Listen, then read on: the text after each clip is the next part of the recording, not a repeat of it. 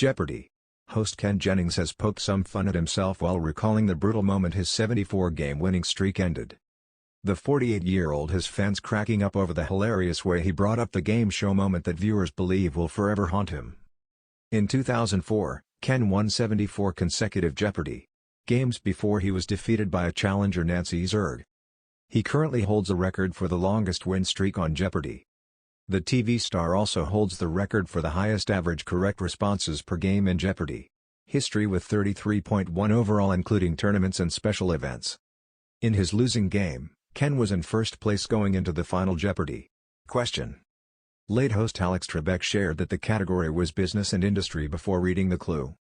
It read, "Most of this firm's 70,000 seasonal white-collar employees work only 4 months a year."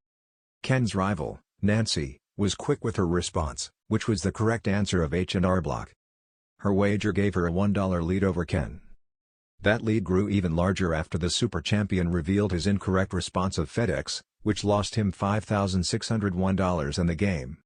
She looked shocked after beating the longtime winner, and he kindly congratulated her with a handshake, a smile, and a hug. Ken recalled this brutal loss of his while hosting a recent episode of the game show. The contestants were given a clue from the category company name origins. The host read, "This company that offers tax preparation services is named for its founders, brothers Henry and Richard." One of the players, Ellen, quickly buzzed in with the correct answer, H&R Block. After hearing the company name, Ken recalled how it was part of the heartbreaking moment his 74-game winning streak ended, sarcastically telling Ellen, "Very good. I didn't know that one." The crowd could be heard cracking up over the host's comment, as that company name has likely been burned into his memory for good at this point. Haunted Ken.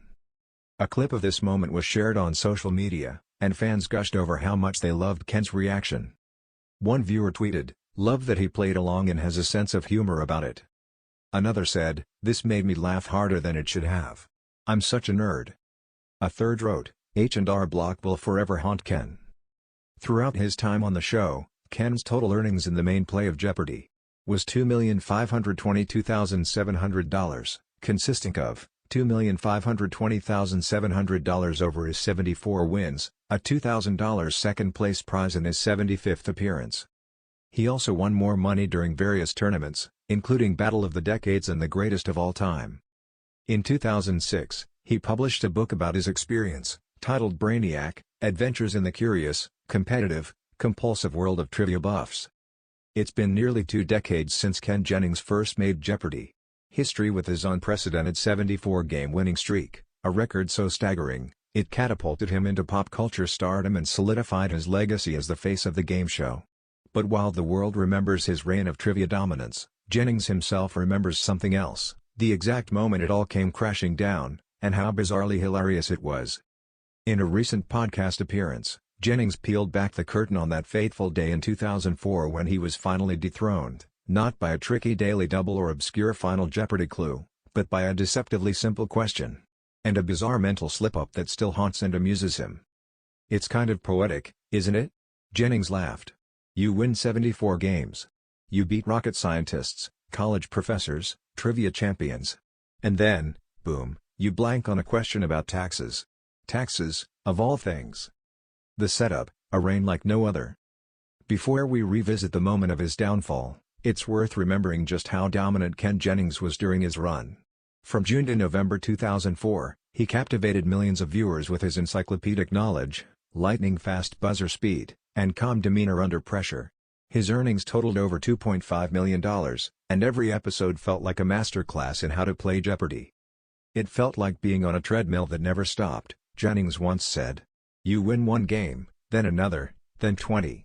Suddenly, you're living in a hotel in Culver City, and Alex Trebek knows your coffee order." But all winning streaks must end, and for Ken, the end came in episode 75, thanks to a question most Americans have encountered in everyday life. The final Jeopardy! Question that did him in. The category, business and industry. The clue, most of this firm's 70,000 seasonal white-collar employees work only 4 months a year. Ken's answer? What is FedEx? His challenger, Nancy Zerg, a real estate agent from Ventura, California, correctly answered, "What is H&R Block?" And just like that, the streak was over. "I couldn't believe I wrote FedEx. Looking back, Jennings chuckles at the absurdity of the moment. The second I saw Nancy's answer, I knew I'd go down in Jeopardy. Lore, not just as the guy who won 74 games, but the guy who thought FedEx only works 4 months a year. He says his brain went into overdrive trying to think of a large seasonal company, and the image of holiday shipping madness came to mind. You know that frantic energy at FedEx and UPS during the holidays? That was my only context, he explained. I was like, yeah. Maybe they have tens of thousands of temporary workers just from October to January. And then I wrote it down and instantly regretted everything about my life. The reaction in the studio. According to Jennings, the studio audience gasped, not because he got it wrong, but because the seemingly invincible champion had finally met his match. It felt like someone had hit pause on the world, he said. Alex raised his eyebrows, and I swear, even the lights looked sad. Alex Trebek, ever the professional, handled the moment with grace. He congratulated Nancy Zerg and thanked Ken for his remarkable run. But Ken remembers Trebek sneaking in a subtle smirk. Alex had this mischievous glint in his eye, like, so, taxes, huh? He didn't say it, but I could feel it. Internet memes and good-humored jabs. Almost immediately, the internet lit up with commentary. Memes circulated with captions like, Ken Jennings, defeated by April 15th and even Jeopardy champions fear the IRS. Jennings took it all in stride, even joking about it on late-night TV appearances. I told Letterman that the IRS called me the next day to thank me for the free publicity, he laughed. Then they audited me. Totally unrelated. Probably. He even poked fun at himself in his book, Brainiac, writing, in the end, I wasn't outsmarted. I was tax evaded. A humbling but humanizing moment. What makes the moment so memorable isn't just the surprising loss, but the humility Jennings showed in defeat. He stayed behind after the taping to congratulate Nancy, took photos with fans, and even posed with the game board that ended his streak. I was genuinely happy for her, he said.